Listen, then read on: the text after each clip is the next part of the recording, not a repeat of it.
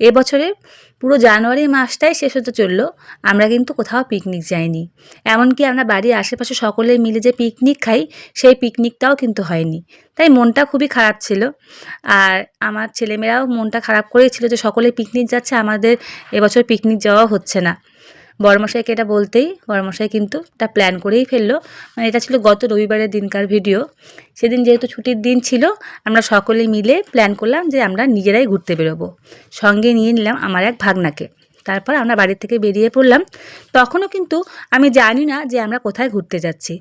আমার ছেলেমেয়েও কিন্তু তখনও জানে না যে কোথায় ঘুরতে যাব। আমার বরমশাই যে মনে মনে প্ল্যান করে রেখেছে যে আমাদের সকলকে নিয়ে পাহাড়ে যাবে, এটা কিন্তু আমরা কেউই জানতাম না। যখন গাড়িতে উঠে এটা জানতে পারলাম যে আমরা পাহাড়ে যাচ্ছি, এত মনটা খুশি হয়ে গেল। পাহাড় তো আমার সবসময় খুব প্রিয় জায়গা। যেহেতু আমরা উত্তরবঙ্গে ডুয়ার্সে থাকি, তাই আমাদের তো পাহাড় নদী এগুলো প্রিয় হবেই। ছেলে আমার দেখুন গাড়ির গানের তালে তালে গান করছে। ছেলে আমার একদম পাকা বুড়ো হয়ে গেছে। তারপর দেখুন দূর থেকে দেখা যাচ্ছে পাহাড়। কি দারুণ লাগছে না মানে দৃশ্যটা। আপনারা হয়তো অনেকেই এখানে গেছেন। যারা গেছেন তারা তো চিনতেই পারছেন যে আমরা কোথায় যাচ্ছি। আমি কিন্তু এবার প্রথমই গেলাম।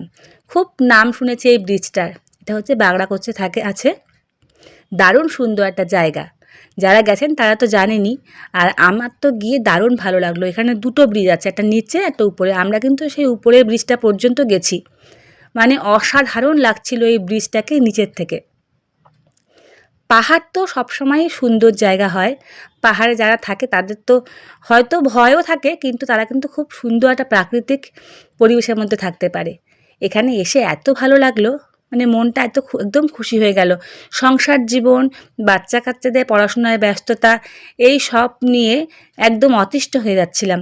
মনটা খুব সবসময় ভারাক্রান্ত থাকতো আর একাকিত্ব ফিল হতো যে আমি কোথাও যেতে পারছি না, সকলে ঘুরতে যাচ্ছে। এবার মানে সেদিন যাওয়ার পরে আমার মনটা এত খুশি হয়ে গেছিলো। আর তারপর আমি আর আমার মেয়ে বেরিয়ে পড়লাম যে দেখি কোথায় ভালো মোমো পাওয়া যায়। পাহাড়ে আসবো আর মোমোস খাবো না, এটা তো কখনো হতে পারে না। ছেলেকে দিয়ে দিয়েছি ওর বাবার কাছে। তারপর দেখলাম এই দিদিটা ফুচকা বানিয়ে বিক্রি করছে, নিজের হাতে বানানো ফুচকা এগুলো। দারুণ লাগলো, একদম পাহাড়ি টেস্ট আছে ফুচকাগুলোয়।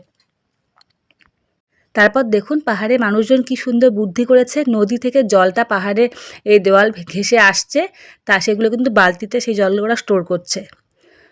তারপর চলছে আমাদের সকলের ফটোশ্যুট। আপনাদের সঙ্গে শেয়ার করার জন্য এই সুন্দর দৃশ্যটা আমি কিন্তু ক্যামেরাবন্দি করে রেখেছি। দেখুন কি সুন্দর লাগছে পেছনে পাহাড়গুলো দেখতে। তারপর দেখুন আরও একটা ভিডিও আমি কিন্তু করেছি, দূরের সেই পাহাড়